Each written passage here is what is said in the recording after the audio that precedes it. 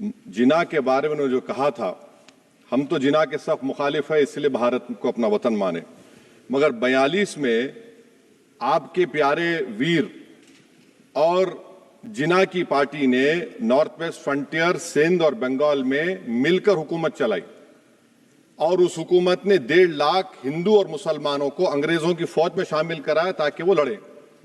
तो किसी शायर ने अच्छा कहा था वजीर आजम के बारे में कि फरेब देकर जमाने को पारसा ना बनिए, इन्हें कहो कि वो बंदा बने खुदा ना बने, अमीर शहर यही चाहता या हजरत कि हमारी चीख गले में रहे सदा ना बने। दूसरी बात मैडम, हमारे वजीर दिफा जनाब राजनाथ सिंह साहब ने बड़ा ही अजीब व गरीब और तकलीफ दे बात कही उम्मुल मोमिनीन के बारे में और उम्मुल किताब के बारे में। उम्मुल मोमिनीन उनको कहते हैं जो हमारे प्रॉफिट मोहम्मद सल्लल्लाहु अलैहि वसल्लम की वाइफ हैं। वो हम तमाम मुसलमानों की माँ, हम उनको तस्वुर करते हैं, मगर हम उनकी इबादत नहीं करते। हम अपनी माँ की इबादत नहीं करते। उम्मुल किताब कुरान है, हम कुरान की इबादत नहीं करते। कुरान अल्लाह का बिजावा कलाम है। तो उसके बारे में भी शायर ने अच्छा कहा कि खबर नहीं जिन्हें अपने दीन और मजहब की, हमें वो दीन का मतलब सिखाने निकले हैं। अहम बात यह है कि मैडम, हमारे मुल्क का आइन क्या इस लफ्ज से आगाज होता है, वी द पीपल। इसका आगाज भारत माता के नाम से नहीं होता है। हमारे संविधान का जो प्रियम्बल है वो क्या कहता है? Liberty of thought, expression, belief, faith and worship. अगर दस्तूर का ये पहला सफा ये बात करता है तो फिर कैसे किसी शहरी को किसी खुदा, देवी, देवता की इबादत करने पर या सजदा करने पर मजबूर किया जा सकता है? आप ही की पार्टी से आज की जो बातें हुई है इसी कब हो रही हैं। हमारे कॉन्स्टिट्यूंट असेंबली में मैडम एक मोहतरमा थी रोहिणी कुमार चौधरी ने एक तजवीज दी थी कि प्रियम्बल में किसी देवी के नाम से शुरू हो। उन्होंने खास तौर से वंदे मातरम का जिक्र किया मगर उसको कबूल नहीं किया गया। फिर केवी कामत साहब ने एक तजवीज दी कि इट्स सिटीजन्स को बदलकर हर सिटीजन्स किया जाए और खुदा के नाम से शुरू किया जाए, वो तरमीम को मुस्तरद कर दिया गया। हमारे संविधान का उसूल यह है कि भारत क्या है, उसकी अवाम है, अवामी कानून के मुसन्निफ है, अवाम की मर्जी से सबसे बालातर है, अवामी हाकिम है। मुल्क किसी खुदा, देवी, देवता, मजहबी इलामत के नाम से नहीं चलता, ना मुल्क किसी एक मजहब की मिल्कियत है। इसीलिए बाबा साहब अम्बेडकर ने क्या कहा था, उन्होंने मदर इंडिया के नजरिए को मुस्तरद किया। बाबा साहब ने एक नई इस्तिलाह वजह कर दी और कहा कि भविष्यत भारत, ये बाबा साहब अम्बेडकर ने कहा। अब मैडम, अगर मजहबी आजादी इस आइन का बुनियादी उसूल है तो सवाल यह पैदा होता है कि उस वक्त हमारे जो कॉन्स्टिट्यूंट असेंबली के प्रेसिडेंट थे जनाब राजेंद्र प्रसाद साहब ने किस बुनियाद पर वंदे मातरम को कौमी तराना करार दिया? ना तो कोई सेक्यूर रेजोल्यूशन है इसके बारे में। मैडम, मैं आपको बताना चाहूंगा कि जुडिशरी क्या कहती है। बीजू इमैनुअल केस है 1986 का, जिसमें जिहोवा विटनेस ने कहा कि मैं नेशनल एंथम के वक्त खड़े रहूंगी, पढ़ूंगी नहीं। सुप्रीम कोर्ट ने कहा कि उसने कोई गुनाह नहीं किया। वहीं एक 2017 का केस है अश्विनी उपाध्याय का केस सुप्रीम कोर्ट का, उन्हें कहा गाइडलाइंस दिए जाएं वंदे मातरम पर, सुप्रीम कोर्ट ने नहीं कह दिया। फिर आप आ जाइए madam, prevention of insult act national 1971, इसमें नेशनल सॉन्ग नहीं है, सिर्फ नेशनल एम्बलम और आपका नेशनल एंथम है। फिर आप आ जाइए 40th अमेंडमेंट आर्टिकल 51 है, 76 में पास हुआ, उसमें भी इसका कोई जिक्र नहीं है। मैडम, मैं आपके सामने बताना चाहूंगा कि हमारा भारत एक इसका मजमुआ क्या है। इसमें हिंदू है, मुसलमान है, सिख है, ईसाई है, जैन है, एथिस्ट है, मेहनतकश है, किसान, गरीब, मजलूम और दलित है। मगर अगर जो तकारीर आज हमने यहां पर सुनी और बाहर जो सुनते हैं, अगर भारत को देवी कहने और उसके आगे सजदा करने, तो दरअसल कौम परस्ती को, वतन से मोहब्बत को मजहब में तब्दील कर रहे और फिर यहां पर बोल रहे कि अगर भारत में रहना है तो वंदे मातरम गाना पड़ेगा। भाई, ये तो संविधान के खिलाफ है, सुप्रीम कोर्ट के जजमेंट के खिलाफ है।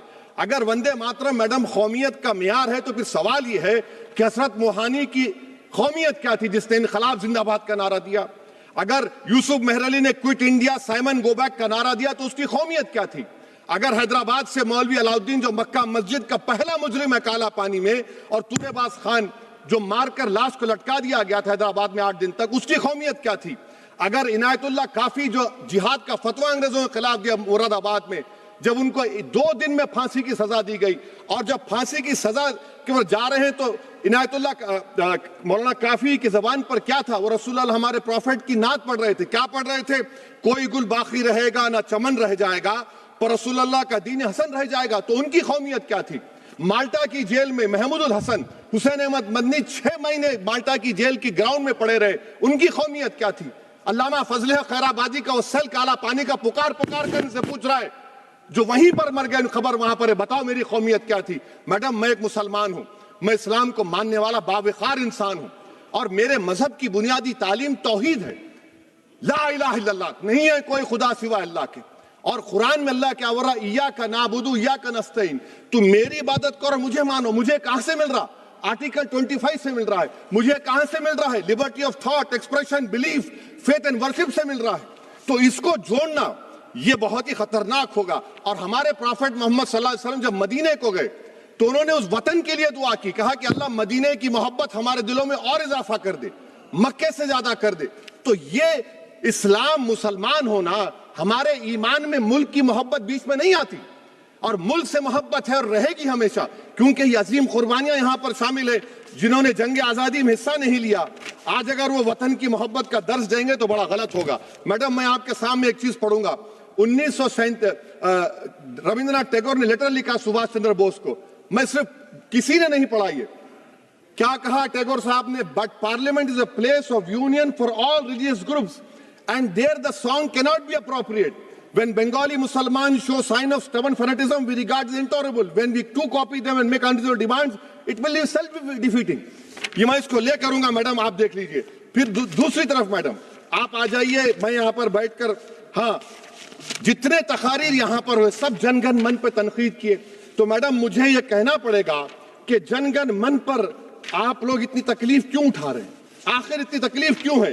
तो मैं जब जाकर देखा तो मुझे 28 दिसंबर का ऑर्गेनाइजर मैगजीन का आर्टिकल मिला, जिसमें ऑर्गेनाइजर लिखता है कि what is the moral sanction behind government choice of Janagana Mana, except that it can be made an item of entertainment at the sumptuous parties thrown by government officials. आप बताइए, इसका बोलेंगे आप? और फिर उसके काइंड कैसा करते हैं? It will mean we can not love our motherhood.